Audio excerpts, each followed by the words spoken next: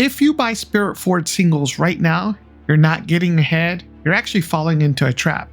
Because right now with SpiritForged singles that are in the market right now is a very, very thin supply. The high urgency is going to cause these prices to be inflated. The disciplined move is to wait until the set drops. Just in case the recap, you might have been living under a rock, SpiritForged is going to release this Friday on February 13th. This past weekend, which was starting on February 6th, we had the pre-release for SpiritForged where you got to get a pre-riff kit and open up some packs. You got pack per win depending on the place, right? The pre-release events are going through February 12th, which is through Thursday. The pre-release is the first time that you actually get to open new product, and people are going to be pulling hits. I had some friends that pulled some hit.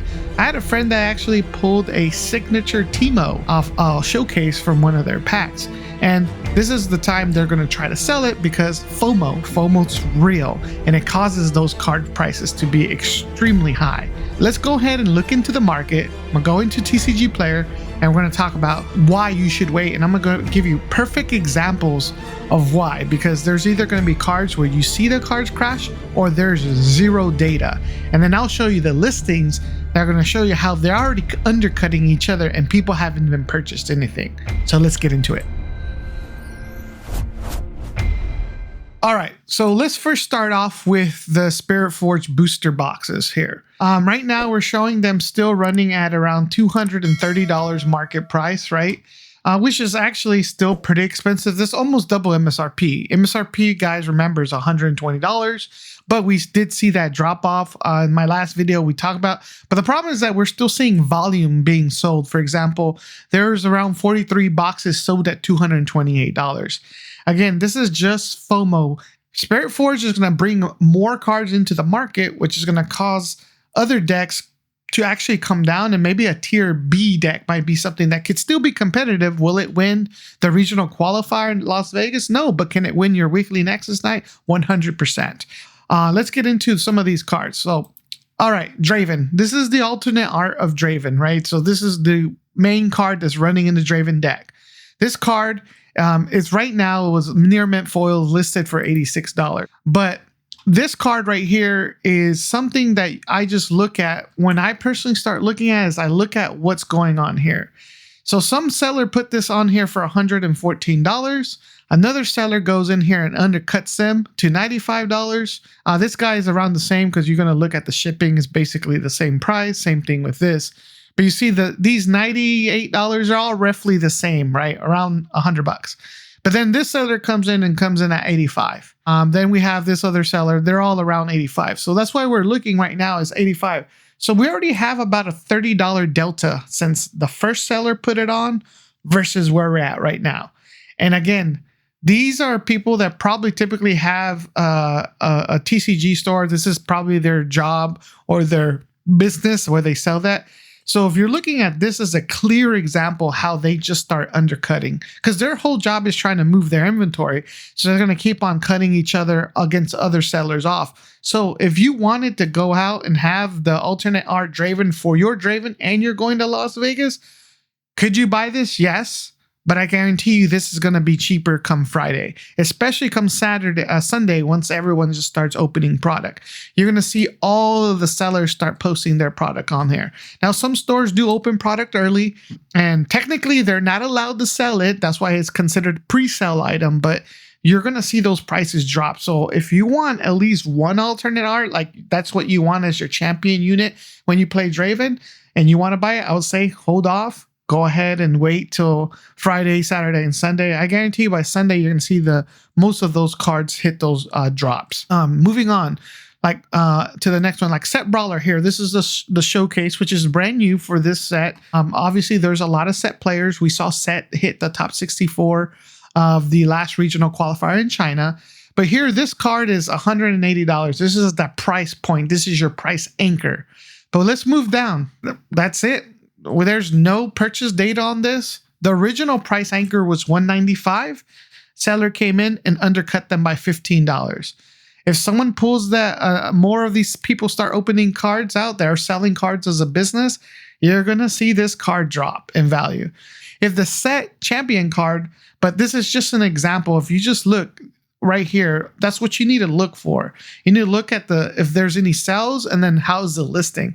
To me, this card is going to continue dropping. That's what I see when I look at this on TCGplayer.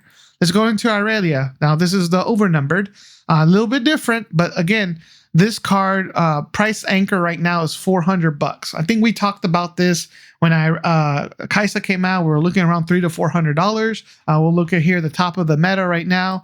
It's clearly Draven. Then we got Aurelia, Fiora, Ezreal, and Kaisa. We had some magic happen with Azir and Annie, but this is just kind of why they're setting this price point. I don't think this is actually going to end up going for that much. I would love to see the first sell for this one happen. But again, it looks like there's only one seller that has posted this card, but there's 0 sales. That means players are not biting. The price will drop. Let's look at the next one. This is Fiora, alternate art. This price point started off at $60.69. That's just a weird number, and with $1.31 shipping. But as you can see how they've just been undercutting each other. As more cards were pulled, they kept undercutting. So right now, it's currently at $51. But guess what? There's 0 sales. Again, that's interesting. That tells you that people are not going to be buying at this rate.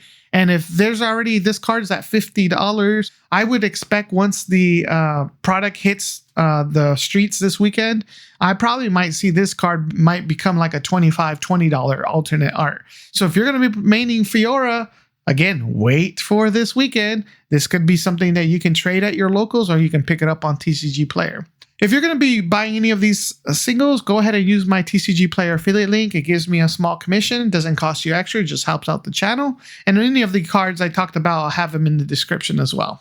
Let's move on to Karma. Actually, one of my buddies pulled this during one of the pre-releases at one of my events on Saturday. And we were stoked for him. But again, look at this card. There's no listings. There's nothing. We just show that the most recent sell was $125. So that is now your anchor point. Could have this card sold more? Maybe, but someone bought it for $125. Now you have a price anchor. I think this card slowly has been dropping in eBay. I think I looked at sales on eBay for this one. It started at $175. I think there was $150. We're looking at $125.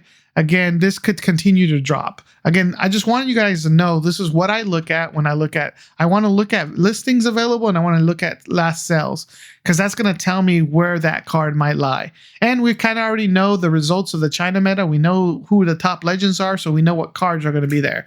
So typically, to me, if there's a card not in what we consider the tier S or tier A decks, those cards are going to be at the higher premium, but from under there, you're not going to be looking at much. Lucian, Merciless, the alternate. I actually pulled this card in one of my pre-releases.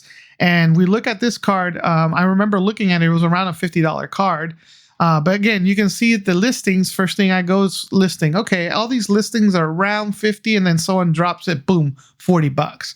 So they goes from 50 to 40. That's a 20% reduction. All right.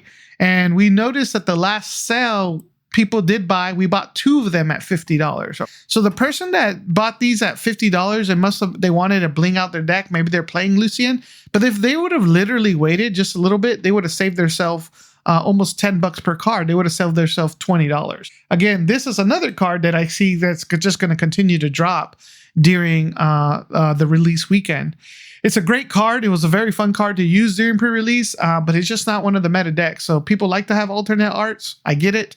But again, this is one of the cards I would say just hold off on buying. Like looking at the other Lucian card, this one, again, we look at it, same thing. This thing was started off at $49.99. This thing has come down to $24.45. So basically a 50% drop on just listings. And look at this. It hasn't sold, right? So that just tells me, but you see these undercutting? This is what I look for. That's why I know this card is not going to stay high. Here's another example of Ezreal dashing. This card was started off at $135, okay? We're now at $69.98, call it 70.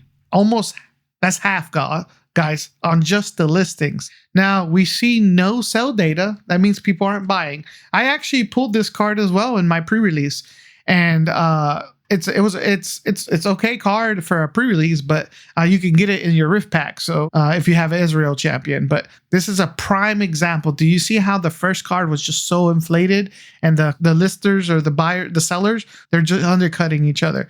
Here's the other Ezreal.